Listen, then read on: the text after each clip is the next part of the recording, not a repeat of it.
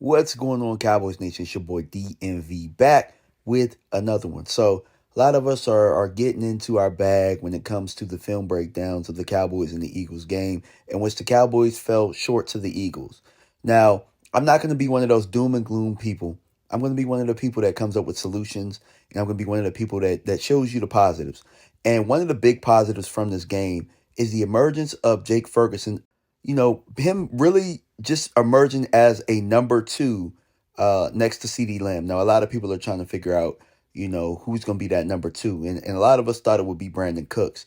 But if you look at how the Cowboys are utilizing Jake Ferguson and learning his capabilities, and Mike McCarthy still figuring out this offense, Jake Ferguson is becoming a mismatch problem. He's also becoming a guy that can be a solution to Terrance Steele's problems at the right tackle position. So in this film breakdown, we're going to see how he complements CeeDee Lamb, makes his job easier, and how he can be used in the future to help, against the pass rush and to help Terrance Steele find his way. So let's get into the footage.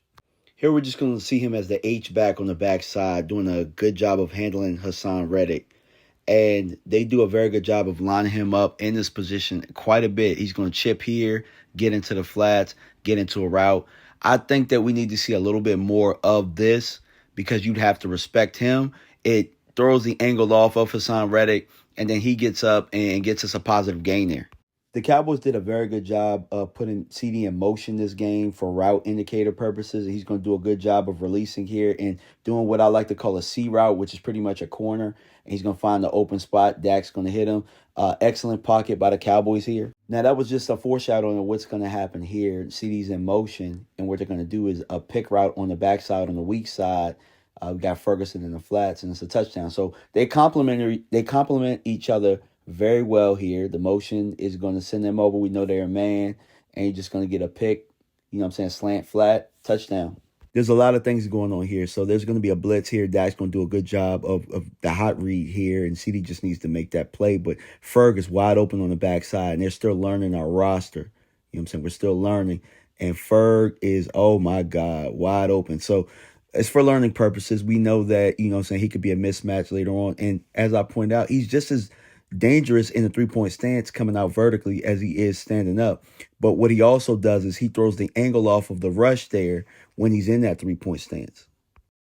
As we're collecting data, we're realizing, his capabilities, and Mike McCarthy's learning it. Now we have a security blanket when the scramble drill rules, and he does a very good job coming back to the football, finding an open area, and making it a chunk play. This is the one thing that we've been missing out of our offense that we wanted from the tight end for so many years, and he offers that threat. He had a very good day against Philadelphia. Very good day. And this is where the Cowboys are often playing with fire, where he has no support. So Hassan Reddick has a two-way go there to get a sack here. We have to make sure that we're constantly offering him support. Now, see, Dak gets out of this one, and CeeDee Lamb and him are building the scramble drill relationship there. But see here, we're in 13 personnel, and your boy is a mismatch problem. You know what I'm saying? Put your boy in the blender, and now we get the flag. This play shows how they complement each other. You know what I'm saying? Ferg gets a little bit of support from the middle backer, opens up that slant for CD coming across. Now, again, CD is going to try and get to the sticks, but he's going to fall a little bit short. But I want you guys to see the wide angle here where Ferguson, his release throws off the angle of the backside rusher, which allows Dak to even get that pass off. So he can complement us in so many different ways. And then he can beat linebackers and safeties man to man. This is just a dig route, and he's going to do a very good job of meeting at the sticks and getting us a first down. Again, him changing the angle of the rusher. That's really where we need him to kind of help us with Steele. And then in the run game, that's him helping on the backside kick out on the zone, doing a very good job on the backside in there. So, there are a whole bunch of remedies to this offense. Look at this. The attention of Ferg going vertical allows CD to come across wide open across the middle, allows us to work the middle of the field. So we've been asking for a tight end to help us control the middle of the field, and that's what he does. CD and Ferg, you see him push it up vertically. CD is able to take advantage of a backer out of the backfield doing like, well, I don't know if it was a Texas route or just an old fashioned in from the backfield, but he did that. So Dak's going to see the zone indicator there. You know what I'm saying? Ferguson's going to chip at the bottom. We get an opening to CD Lamb. So as you guys can see, look at this. Look at the attention right there, and then CD gets right behind it in the zone. So they complement each other very, very well. And I'm curious to see how Mike McCarthy uses his data moving forward. Now, again, look at this. The attention creates that hole for CD deep in the secondary. The Ferg in the slot, just as you think he's going vertical, he hit you with that quick slant. You know what I'm saying? Gets us past the sticks again. Man, Ferg ate against Philadelphia in the middle of the field. And this is what we need, man. We need this guy as a guy that can control the middle of the field. As I've often said, you control the middle of the field. You know what I'm saying? More than likely, good things are going to happen. This is one of the ones where we wish we could have back. 4th and 8, we didn't get it. Ferg had him as toast in the middle of the field. He might even walk in the end zone. So we did a very good job of using Ferg in this game, but we're still learning his capabilities and how to use him. So again, I'm a guy that's going to offer solutions, right? And as you guys know, I've been an offensive coordinator, I've been a defensive coordinator. And ultimately, what you want to be able to do is you want to be able to dictate to the other side of the ball. That's what you want to do when you're calling plays, or if you're on the defensive side of the ball and you're setting up your rules. You want to be able to dictate to the other side.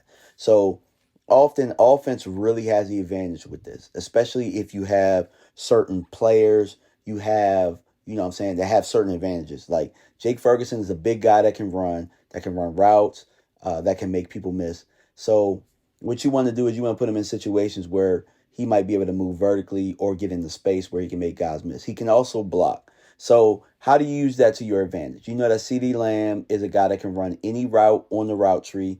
He's also a guy that, you know, has great yak ability. And CD Lamb is emerging. He does most of his work out of the slot. So how do you have that offset, right? You do route combinations that they complement each other. So you saw in there where Ferg might be doing crosser routes, or he might be sitting across the middle, and then you can get CD into corner routes. You can get him up the seam, or you can get him, you know, doing deep crossers and stuff like that. You can use those guys together. Now, where it's more important right now, in my opinion, in the passing game, is being able to help Terrance Steele, right? So Terrance Steele, as it has come to my attention, and it was brought to me by somebody that is a content creator as well. Terrance Steele has been the only lineman, I believe, who has taken every snap. So coming off of an ACL injury, he's somebody who is struggling. So how do you do that? He's struggling because leverage has been the problem. So the way that you fix that and you remedy that is he doesn't have a problem once he's set. So you help change the angle. So maybe we should do a little bit more 3-point stance. Or if we're not going to do 3-point stance and Ferg is going to come out as an H-back, you do things to kind of change the angle of the wide nine, because the wide nine angle is what's giving him the trouble. And when he's engaging, he's caught lunging. Let's get him in a position where he can get both of his feet under him in a kick step where he's waiting, and then he has the best possible leverage. So you saw it in the film. Let me know what you guys think in the comment section. I'm out. Appreciate y'all. Peace.